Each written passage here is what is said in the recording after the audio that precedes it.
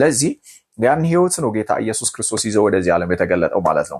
አያችሁ አንደኛ ዮሐንስ መልእክት ምዕራፍ 1 ቁጥር 1 ላይ እግዚአብሔር ቃል በጣም የሚደንቅ ነገር ያወራል። እንደዚህ ይላል፣ ስለ ህይወት ቃል ከመጀመሪያው የነበረውና የሰማነውን በዓይኖቻችንም ያየነውን የተመለከትነውንም እጆቻችንም የዳሰሱትን እናወራለን አለ ሐዋርያው ቅዱስ ዮሐንስ ማለት ነው። ስለ ህይወት ቃል the word of life ማለት ነው። ከመጀመሪያው የነበረውና የሰማነውን በዓይኖቻችንም ያየነውን የተመለከትነውን እጆቻችን የዳሰሱትን እናወራለን አለ። ከዛ ቁጥር 2 ላይ እንደዚህ ይላል፣ ህይወትም ተገለጠ አይተንማል እንመሰክርማለን። ምንድነው የተገለጠው አለ? ህይወት ተገለጠ። አያችሁ ስለ ህይወት ቃል ብሎ ጀመረና ህይወት ተገለጠ አይተንማል እንመሰክርማለን።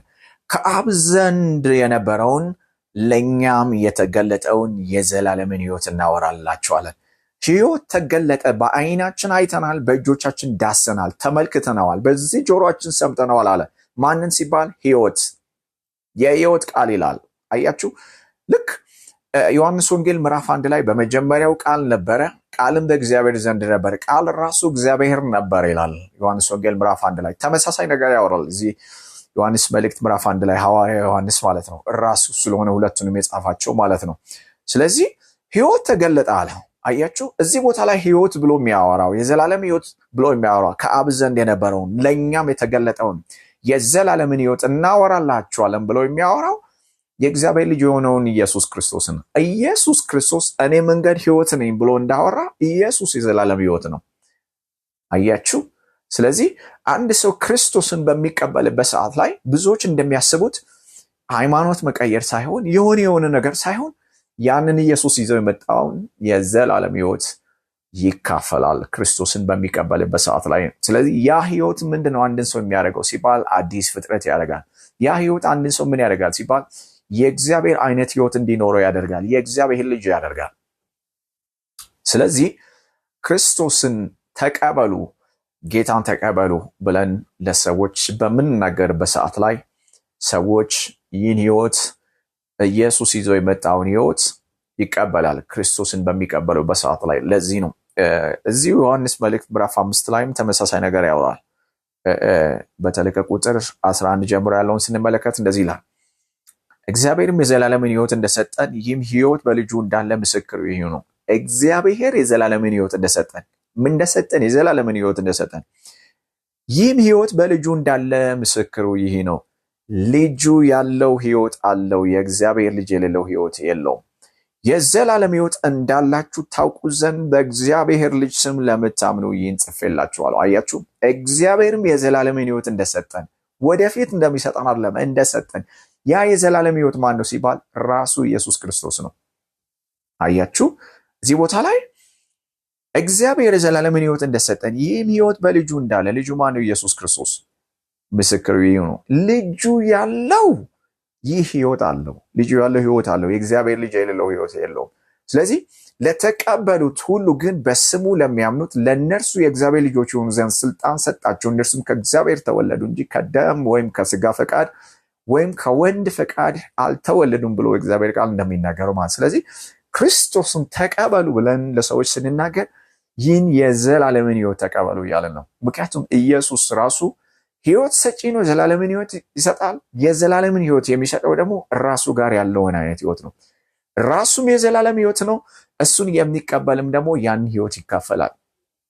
ለምን ሲባል ኢየሱስ ክርስቶስ ራሱ የዘላለም ህይወት ነው። የዘላለም ህይወት ነው ወደዚህ ዓለም በሰው ማንነት በሰው ሰውነት የተገለጠው ማለት ነው። ስለዚህ ሰዎች ክርስቶስን በሚቀበሉበት ሰዓት ላይ በዳግም ልደት ከእግዚአብሔር ይህን ማንነት ይካፈላሉ ማለት። ስለዚህ ይህን ማንነት የተካፈሉ ሰዎች ምንድን ናቸው ሲባል የእግዚአብሔር ቃል አዲስ ፍጥረት ይላቸዋል።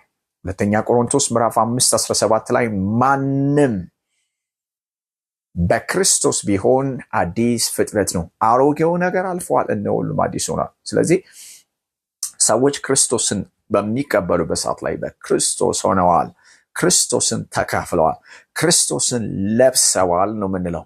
ስለዚህ ክርስቶስን ለበሰ አንድ ሰው ካለን፣ ክርስቶስን ተካፈለ ተቀበለ አንድን ሰው ካለን የዘላለም ሕይወት አለው ማለት ነው። ከእግዚአብሔር ዳግመኛ ተወልደዋል፣ በክርስቶስ ሆነዋል ማለት ነው። አዲስ ፍጥረት ሆነዋል ማለት። ስለዚህ አያችሁ፣ በዚህ በምንኖርበት ዓለም ላይ ክርስቶስን ያልተቀበሉ ሰዎች በአዳም ነው ያሉት። የአዳም ማንነት ነው ያላቸው።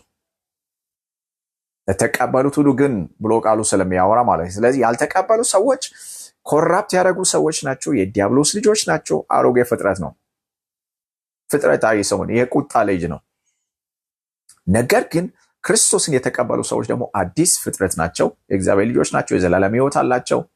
የእግዚአብሔር ጽድቅ ናቸው። ስለዚህ አሁን በምንኖርበት በዚህ ዓለም ላይ እነዚህ ሁለቱም ሰዎች በዚህ ምድር ላይ እየተመላለሱ ነው ያሉት ማለት ነው። ስለዚህ ሰው ሁሉ ተመሳሳይ አካል ለብሶ ስላለ ይህ አሁን ማወራው ነገር የሆነ አይዲዮሎጂ ሀሳብ አድርጋችሁ የምታስቡ ሰዎች ልትኖሩ ትችላላችሁ። ነገር ግን የጊዜ ጉዳይ እንጂ በዚህ አካል ውስጥ ያለነው ለጥቂት ጊዜ ነው ወገኖቼ።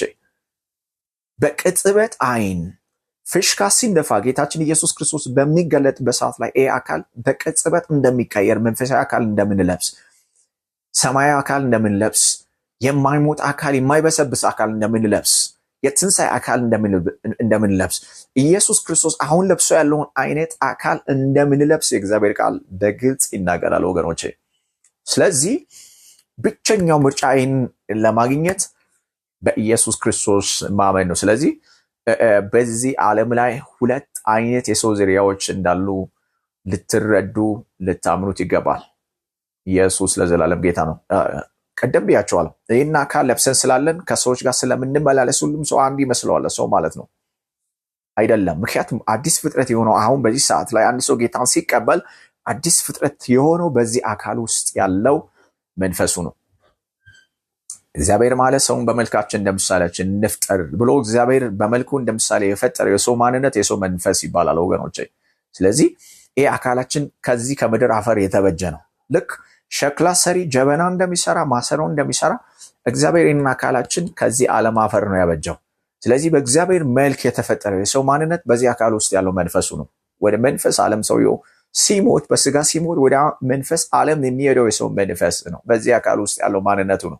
ስለዚህ በእግዚአብሔር መልክና ምሳሌ የተፈጠረው በዚህ አካል ውስጥ ያለው መንፈሱ ነው። ስለዚህ ዳግመኛ ሲወለድም ዳግመኛ የሚወለደው ሰው ጌታን ሲቀበል አዲስ ፍጥረት የሚሆነው በዚህ አካል ውስጥ ያለው መንፈሱ እንጂ ይህ አካል አይደለም። አካል ላይ እግዚአብሔር ምንም የሰራው ነገር የለም። ምክንያቱም የአካል ተስፋ በትንሣኤ ቀን መቀየር ነው። መንፈሳዊ አካል መልበስ ነው። ሰማያዊ አካል መልበስ ነው። ኢየሱስ ክርስቶስ ጌታ ነው። አንድ ሰው ጌታን በሚቀበልበት ሰዓት ላይ ኮምፕሊትሊ አዲስ መንፈስ በውስጡ እንደሚኖር እግዚአብሔር ቃል ሕዝቅኤል መጽሐፍ 36:26 ላይ ይናገራል። ይሄ በሕዝቅኤል የተነገረ ትንቢት ነው፣ ስለ አዲሱ ፍጥረት ማለት ነው። አነብላችኋለሁ። እንደዚህ ይላል ሕዝቅኤል ምዕራፍ 36:26 ላይ ከ25 ጀምሮ አነባለሁ። ጥሩ ውሃንም እረጭባችኋለሁ፣ እናንተም ትጠራላችሁ፣ ከርኩሰታችሁም ሁሉ ከጣዖቶቻችሁም ሁሉ አጠራችኋለሁ፣ አዲስም ልብ እሰጣችኋለሁ፣ አዲስም መንፈስ በውስጣችሁ አኖራለሁ፣ የድንጋዩንም ልብ ከስጋችሁ አወጣለሁ፣ የስጋንም ልብ እሰጣችኋለሁ፣ መንፈስንም በውስጣችሁ አኖራለሁ፣ በትእዛዜ ማስኬዳችኋለሁ፣ ፍርድንም ትጠብቃላችሁ ታደርጉማላችሁ ይላል። አያችሁ፣ አዲስም ልብ እሰጣችኋለሁ፣ አዲስም መንፈስ በውስጣችሁ አኖራለሁ፣ የድንጋዩን ልብ ከውስጣችሁ ከስጋችሁ አወጣለሁ፣ የስጋን ልብ እሰጣችኋለሁ፣ መንፈሴን ደግሞ በእናንተ ውስጥ አኖራለሁ። ኢየሱስ ጌታ ነው። ሕዝቅኤል ከብዙ 100 ዓመት በፊት ይህን የተናገረው በክርስቶስ ኢየሱስ ስለሚመጣው የሰው መንፈስ አዲስ ማንነት ነው። ስለዚህ ማንን በክርስቶስ ቢሆን አዲስ ፍጥረት ነው ማለት ፕሬዘንት ቴንስ ነው፣ የአሁን ጊዜ ነው። ያለፈ ጊዜ ያለ ፓስት ቴንስ የምንለው እንግሊዝኛው፣ የአሁን ጊዜ ያለ ፕሬዘንት ቴንስ፣ ፊውቸር የወደፊት ጊዜ አለ። እዚህ ቦታ ላይ ማንም በክርስቶስ ቢሆን አዲስ ፍጥረት ነው ሲል የአሁን ጊዜውን ሰው ክርስቶስን በሚቀበልበት ሰዓት ላይ አዲስ ፍጥረት ሆኗል። ቅድም እንዳልኳችሁ አዲስ ፍጥረት የሆኑ በዚህ አካል ውስጥ ያለው መንፈሱ ነው። በአዳም ውድቀት ምክንያት ኮራፕት ያደረገው የተበላሸው የተበከለው የሰው ዋና ማንነቱ መንፈሱ ነው። ስለዚህ ያ መንፈስ ተወግዶ የእግዚአብሔር ልጅ የሆነ እግዚአብሔርን አባት ብሎ የሚጠራ መንፈስ በዚህ አካላችን ውስጥ አሁን አለ ማለት ተቀብለናል ማለት ነው። ስለዚህ ክርስቶስን ያልተቀበሉ ሰዎችስ ይሄ መንፈስ የላቸውም። አያችሁ ልዩነቱን? ስለዚህ ክርስቶስን ያልተቀበለ ሰው ዳግመኛ ከእግዚአብሔር ስላልተወለደ በፊት የነበረው መንፈስ ኮራፕት ያደረገው መንፈስ የሴጣን የቁጣ ልጅ የሆነው መንፈስ ነው በአካል ውስጥ ያለው ማለት ነው። ስለዚህ በአካል ስንተያይ በዚህ ዓለም ከሚኖሩ ሰዎች ሁሉ ጋር ተመሳስለን ያለ ነው እንጂ እንደ ስፒሪት በመንፈስ በዚህ አካል ውስጥ ባለው ማንነት ስንታይ ግን የክርስቶስ ኢየሱስና የአዳም ያክል ልዩነት ነው ያለው ማለት ነው። በዚህ በምንኖርበት ዓለም ላይ አሁን በዚህ ሰዓት ሁለት አይነት የሰው ዝርያዎች እንዳሉ ልታውቁ ይገባል። ይህን መልእክት የምትሰሙኝ ሁላችሁ ክርስቶስን መቀበል ሃይማኖት መቀየር እንዳይደለ ጌታን ተቀበሉ፣ ዳኑ፣ አምልጡ ስንል ከዚህ አይነት ሁኔታ እንድትወጡ ነው የምንነግራችሁ ማለት ነው። ይህን አውቃችሁ ለራሳችሁ ደግሞ የእግዚአብሔርን ቃል አጥንታችሁ ይህን እውነት ተረታችሁ ይህን ህይወት እንድትቀበሉ እንድትካፈሉ ላሳስባችሁ ወዳለሁ። ይህን መልእክት ሼር፣ ኮፒ ሊንክ እንድታደርጉ አሳስባቸዋለሁ። ሻሎም።